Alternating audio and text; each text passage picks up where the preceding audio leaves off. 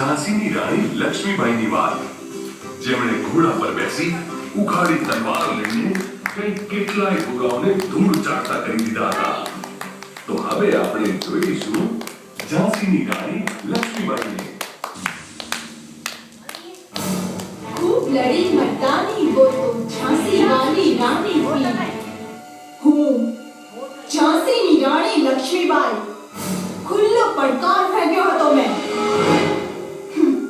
બધાને એમ હતું કે હું તો એક સ્ત્રી છું, એક અબળા નારી, શું કરી લેવાનું.